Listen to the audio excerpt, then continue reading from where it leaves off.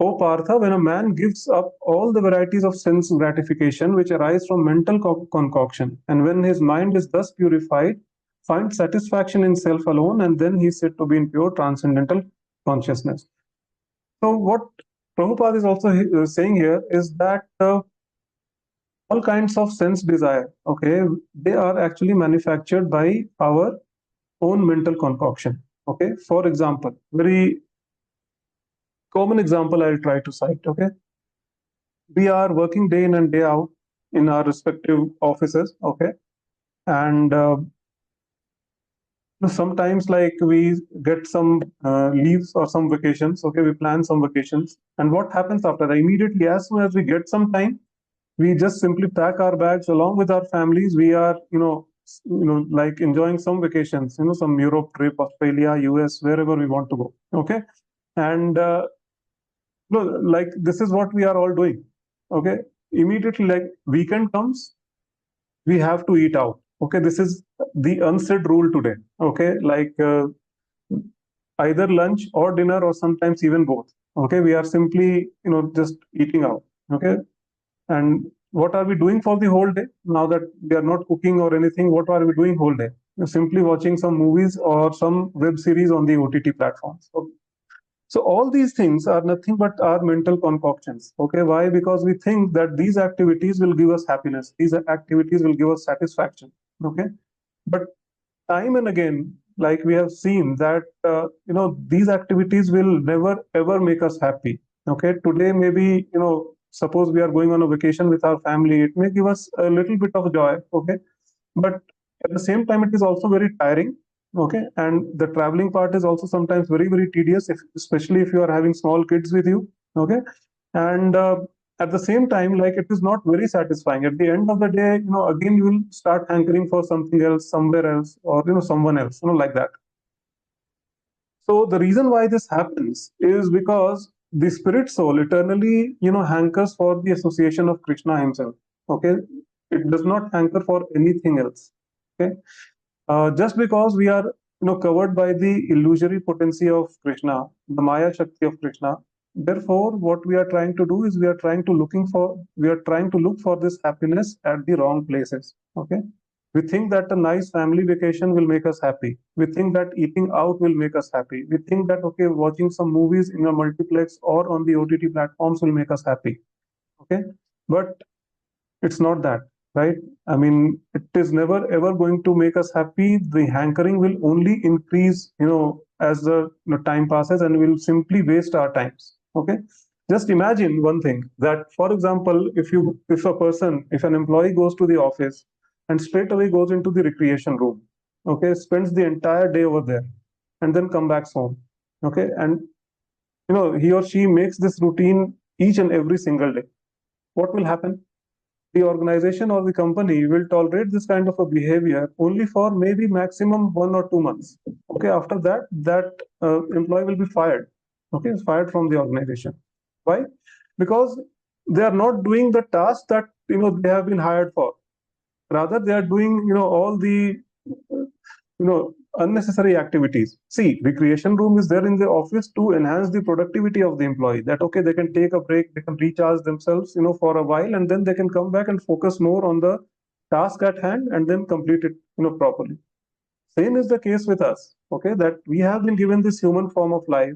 Okay, we have been given, say, Krishna understood that okay, this fellow, he or she, like they cannot live in the renounced order of life. They cannot become a sannyasi or a brahmachari. So they have given us a family. They have given us a nice home to stay. And so Krishna has given us a nice family. Krishna has given us a nice home to stay and everything, right? So these are just the facilities. But our actual task is self-realization, is to understand who we are, who is Krishna, what is our relationship with Krishna. And once we understand that relationship, we should try to, work accordingly so that we are able to please Krishna and break this cycle of life, death, and rebirth and go back home, back to Krishna. Okay, but instead of that, if we are simply engaging in, going to different vacations or going to multiplexes or eating out, what will happen? Just like that employee is getting fired for just going into the recreation room, we are simply doing the recreation. We are not doing the exact job that we have been assigned to. Correct? So It's very important to understand that. I'm not saying that you should not go to the vacation with your family. You should not eat out. You should not like watch TV at all. Completely give it up. Maybe over a due course of time, as Srila Prabhupada has mentioned in this purport, that automatically you will lose taste for all these activities. Okay, but initially we have to exercise some control. We simply cannot live according to our mental concoctions or according to our whims and fantasies. Okay, we have to. And when we were growing up as kids, like, our parents used to exercise a lot of control. Okay, eating out was not common in those days. Only when there was a very, very special occasion, we used to go out with our families, to a restaurant and eat out there, right? uh, Same was the case with the vacations also. Okay, so meeting our grandparents during the vacations was the prime, what to say, focus. Apart from that, yes, if we used to get some time, maybe we used to visit a few places here and there. Okay, how many of the people today who they're simply planning vacations, all the international trips they are planning. Okay, but how many of them actually plan that? Okay, let's go to Vrindavan this time. Let's go to Jagannath Puri this time. Let's go to Mayapur Dham this time. Let's go to Ujjain this time. Okay, very few people, right? So those things are basically, we have to keep in mind that we have to exercise certain amount of control. Okay, it's not that you just give up everything. No one is asking you to give up everything. At ISKCON, we do not encourage to do that. What we are simply asking is that, okay, modify your lifestyle in such a way that at least find some time from your schedule for these devotional services or Krishna conscious activities. Okay, maybe if you are going on a trip, say, on a family vacation, maybe twice a year. Okay, one trip you can plan to some dham or some very nice, maybe Mayapur dham or Vrindavan or Jagannath Puri or somewhere. Okay, if we are eating out every day, like every weekend, it's a, why to eat out every weekend? Okay, fine, you can eat out maybe twice a month or maybe thrice a month. Rest all of the days you just stay at home, prepare some nice bhogas for Krishna, offer it to Krishna, and accept that as prasadam. Right, the amount of benefit which it is going to give to you is immense. I mean, it cannot be described in words. Right, we do not understand it at this stage because we are completely illusioned. But at the time of quitting our bodies, these are the things which will matter at the end of the day. Okay, I mean, 24 hours, like, we are completely focusing on our family activities, we are completely focusing on our office activities. How many of us simply think of chanting one round of Hare Krishna Mahamantra? Okay, it hardly takes 7.5 minutes to do that. Krishna, who has given us everything in life, okay, who has given us nice family, nice home, all the luxuries of life, can't we even find 7.5 minutes for him to just sit at one place and chant, right?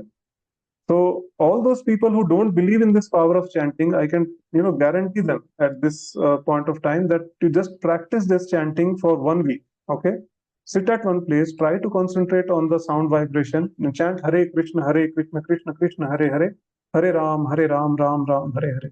You will start seeing the changes in yourselves, just like that. Okay, no one will force you to stop any material engagements, but you will see that you will start losing taste in all of them, slowly but surely. Okay?